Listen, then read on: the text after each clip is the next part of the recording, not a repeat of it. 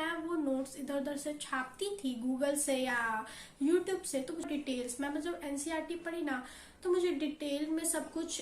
Hey everyone, welcome back to my channel. तो मैं आ चुकी हूँ एक और वीडियो 10th ग्रेडर्स के लिए लेके। बहुत सारी क्वेरीज आ रही थी एसएसटी को लेके, कौन सा बुक ले या एसएसटी में आंसर फ्रेम नहीं हो रहा है, समझ नहीं आ रहा है, तो मैं सोची कि मैं एसएसटी का बता देती हूँ। सो आई स्कोर्ड 75 इन एसएसटी। तो मैं सब कुछ आप लोगों को बताती हूँ मैं क्या की और कैसे की। सबसे पहला पॉइंट, ऑनेस्टली मेरा एसएसटी का नोट्स पहले से रेडी था, क्योंकि मैं एसएसटी में हमेशा से अच्छी रही। मेरा एसएसटी में हमेशा 70+ ही आता था, तो मेरा नोट्स एसएसटी का रेडी रहता था। लाइक मैम अगर चैप्टर 1 पढ़ाई तो मेरा नोट्स रेडी था, लेकिन मैं वो नोट्स इधर उधर से छापती थी गूगल से या यूट्यूब से, तो मुझे सेटिस्फैक्शन नहीं था उस नोट्स से। मुझे डर लग रहा था कि कहीं बोर्ड्स में कुछ ऐसा ना पूछे जो नहीं, क्योंकि थोड़ा नोट्स अलग रहता है अदर सोर्सेज का। अगर आप देखें एनसीईआरटी से एकदम डिटेल नोट्स बनता है। तो मैं क्या की, सबसे पहला पॉइंट प्रिसाइज नोट्स बनाई। नोट्स बनाई इन द सेंस जो था वो था ही, उसमें मैं और एडअप करते गई एनसीईआरटी पढ़ के। एंड ट्रस्ट में बहुत कुछ एडअप हुआ, बहुत डिटेल्स। मैं जब एनसीईआरटी पढ़ी ना तो मुझे डिटेल में सब कुछ होता नहीं याद आया, माइन्यूट डिटेल्स उसमें प्रेजेंट है, कोई कोई चीज बोला हुआ है, वो सब मतलब एवरीथिंग मेरा सब कुछ कवर अप हुआ। और एंड मान लो मेरा एक चैप्टर ऐसे हो गया, नेशनलिज्म इन यूरोप, मेरा इसी तरीके से खत्म हो गया विद प्रिसाइज नोट्स। तो अब मेरा दूसरा काम ये था एक्स्ट्रा क्वेश्चंस करना। गूगल पे जाके सर्च करो इस चैप्टर का एक्स्ट्रा क्वेश्चंस आएगा, जो साइट अच्छा लग रहा है उसको खोलो, उसमें जो क्वेश्चंस है उन सबको देखो। क्वेश्चंस देखोगे हिट करेगा दिमाग में, अरे इसका आंसर मुझे आता है, इसमें ऐसे ऐसे ऐसे ऐसे हुआ था, मैं खुद से बना के लिख लूंगा। अगर कोई क्वेश्चन देख रहे हो तुमको नहीं हिट हो पा रहा, नहीं आ रहा, तो उस क्वेश्चन का आंसर पढ़ो। अगर आंसर ऐसा है जिसको तुमको पढ़ के आ गया कि हाँ हाँ चलो समझ में आ गया, इसमें ऐसे ऐसे हुआ था, और तुमको वो स्टोरी भी, उस क्वेश्चन आंसर का स्टोरी भी तुमको समझ में आ गया, बट अगर आंसर ऐसा है कि नहीं याद हो पा रहा है या नहीं समझ में आ पा रहा है, तो उस क्वेश्चन को नोट डाउन कर लो, उसका आंसर लिख लो। मैं ऐसे ही करती थी। अब तीसरा पॉइंट है एमसीक्यू। तो एमसीक्यू का मैं तुम लोग को अपने कल साइंस के नोट्स वाले वीडियो में भी बेस्ट मेथड बताई। एमसीक्यू यार एसएसटी में तो बहुत हिट किया। मतलब गूगल के वेब पे मैं सर्च करती थी इस चैप्टर का एक्स्ट्रा एमसीक्यू आता था। मैं वेब पे जितने साइट्स थे मैं सारे रट चुकी थी। रटना इन द सेंस कि मैं खोलती थी साइट्स, ऐसे सारे देखते जाती थी, क्वेश्चन पढ़ती थी, अच्छा इसका ये आंसर, क्वेश्चन पढ़ती थी इसका वैरायटी ऑफ एमसीक्यूज। एंड बहुत एमसीक्यूज ऐसे मेरे प्री बोर्ड्स में भी आए थे एंड बोर्ड्स में भी आए थे। मुझे एमसीक्यू में मेरा सिर्फ एक एमसीक्यू गलत हुआ था, वो भी बहुत अनप्रिडिक्टेबल था, जिसके कारण मुझे बहुत गुस्सा आया था। मतलब वो अनप्रिडिक्टेबल इन द सेंस वो सारे बच्चे के लिए था, सिर्फ मेरे लिए नहीं। मतलब सेंटर में मुश्किल से कोई 10 या 15 ऐसा बच्चा होगा, इसका लक अच्छा होगा, हो सकता है वो ऐसा यूट्यूब वीडियो देख लेगा, वरना वो कोई सोचा भी नहीं होगा इस तरीके से। हो सकता है उसका स्कूल अच्छा हो, बताया हो उस तरीके से। मेरा तो नहीं था वैसा, उस तरीके से हम सोचे भी नहीं थे एमसीक्यू। एक एमसीक्यू हमेशा ऐसा आता है ना हर सब्जेक्ट में, चाहे वो इंग्लिश हो, चाहे वो एसएसटी हो, साइंस हो, मैथ्स हो, कोई सा भी हो, एक एमसीक्यू हमेशा अनप्रिडिक्टेबल आता है। Even in computer also 1 marks वो लोग सोच के रखते कि खाएंगे, इनका 80 तो नहीं आने देंगे। तो एमसीक्यू इस तरीके से करना, ट्रस्ट मी तुम लोग का एमसीक्यू अच्छा हो जाएगा। जाके करना और फिर मेरे कमेंट में आके बताना मेरे को हर चैप्टर्स का। फिर जब भी मैं रिवाइज करने जाती थी उस पर्टिकुलर चैप्टर को, तो मैं वैसे ही फिर से वही चीज सर्च में तो रहता ही था, वापस से खोल के एक बार सब देख लेती थी। अब उसके बाद आया 4th पॉइंट, कॉम्पिटेंसी बेस्ड। तो कॉम्पिटेंसी बेस्ड मैं अपने तरफ से सच बताती हूँ, मेरे पेपर में ऐसा कुछ नहीं था, किसी और के सेट में भी कुछ नहीं था कॉम्पिटेंसी बेस्ड टाइप, बट इस साल का मुझे नहीं पता। So you guys just search कर लेना, अपने अकॉर्डिंग देख लेना कि क्या है कॉम्पिटेंसी बेस्ड में। हम भी कुछ ऐसे हार्ड क्वेश्चन ही रहते हैं घुमा फुड़ा हुआ, तो वो तुम लोग देख लेना यूट्यूब से। यूट्यूब पे बेसिकली टीचर्स बताते हैं, तो वो कर लेना। अब हम बात करेंगे मैप वर्क के बारे में, जो कि इम्पोर्टेंट है।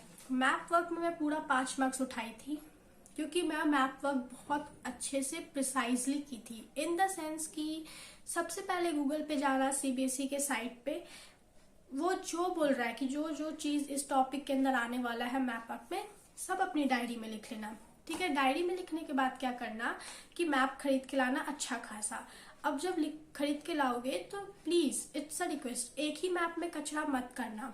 लाइक मैं क्या की थी, जैसे चैप्टर 2 है उसमें जो जो था सब इम्पोर्टेंट मार्क कर ली थी। ठीक है। अब जैसे जियोग्राफी का कोई चैप्टर, उसमें कोल, तो कोल फील्ड्स कितने, या फिर आईटी सेक्टर, ये वो, तो मैं सबका अलग अलग मैप रखी थी। कोल फील्ड्स का अलग था, आईटी सेक्टर का अलग था, इस तरीके से। कचरा भी नहीं होगा, क्योंकि मैप थोड़ा विजुअल चीज है ना। अगर तुम उसमें कचरा कर दोगे तो तुमको समझ में नहीं आएगा कि हाँ, तब जब सेंटर पे जाओगे तो घिचमिच लगेगा, सब कुछ याद ही नहीं आएगा। इसलिए मैं एकदम क्लीन साफ सुथरा अपना मैप रखी थी, और उस तरीके से कम मेरे पास 7-8 मैप होगा गिन के। और मैं सब रिवाइज करती थी, मतलब देखती थी हाँ यहाँ पे ये है, यहाँ पे ऐसे करके। इसलिए मैप में मैं पूरा 5 मार्क्स उठा ली। एंड देखो, मैप में सब कुछ करना, मतलब ये नहीं कि अगर डैम्स भी है तो अगर तुम कुछ गिने चुने डैम्स का नाम सुने हो तो तुम सिर्फ उसी को मार्क करोगे। सीबीएसई जितना कुछ अपने साइट पे लिख के दिया होगा वो सब कुछ तुमको मार्क करना है, गूगल से जाके देख के मार्क करना। तो ये थी मेरे जैसे स्टूडेंट की स्ट्रेटेजी जो वीडियोस और ऑनलाइन पढ़ना पसंद नहीं करते हैं। अब मैं वैसे स्टूडेंट के बारे में बताऊंगी जो वीडियोस देख के ऑनलाइन ही सब कुछ रट लेते हैं, पढ़ लेते हैं। एंड डोंट वरी गाइस, ऐसे स्टूडेंट भी अच्छा स्कोर करते हैं। माय फ्रेंड स्कोर्ड 78, मुझसे ज्यादा। कोई बात नहीं, बट मुझे तो कोई ऐसे नहीं, मुझे तो खुशी थी माय फ्रेंड स्कोर्ड 78। मुझे तो 79 आ रहा था, पता नहीं मेरा 4 मार्क्स कहाँ उड़ा दिए। मेरा लक बहुत गंदा रहा है। लाइक इंग्लिश में हो गया, कंप्यूटर में 10 मार्क्स। मतलब एक होता है कि एक बच्चा है जो कुछ लिखा ही नहीं तो उसका 10 मार्क्स कट रहा है, जो कुछ कचड़ा भी लिखते उसको भी हाफ मार्क्स देके चला देते हैं। 10 मार्क्स मेरा गायब है। मुझे इतना गिल्ट होता है कि मुझे रीचेक करवा लेना चाहिए था। खैर, तो अब मैं बात करते उस स्टूडेंट्स के बारे में जिनको ऑनलाइन पढ़ना पसंद है। तो आप लोग एसएसटी का एक चीज जानते हो, क्वेश्चंस कॉमन होते हैं, बहुत कॉमन होते हैं, क्योंकि जो नोट्स होते हैं वही आपके आंसर हैं, इसलिए तो नोट्स अच्छा बनाया जाता है एसएसटी में। एक पूरा स्टोरी टेलिंग होता है, स्पेशली हिस्ट्री, फिर सिविक्स, जियोग्राफी, ये सब तो रटने वाला चीज है।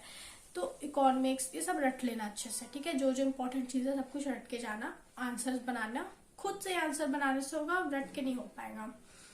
तो ऐसे बच्चे जो ऑनलाइन पसंद है, माय फ्रेंड सेड कि दिगराज सर का वीडियो जाके पकड़ लो, उससे चैप्टर ब्रॉडली पढ़ लो।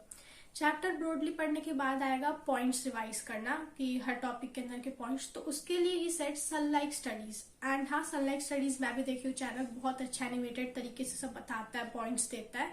तो उससे आप पॉइंट्स भी वो कर लोगे, आपको जल्दी याद हो जाएगा सारी चीजें।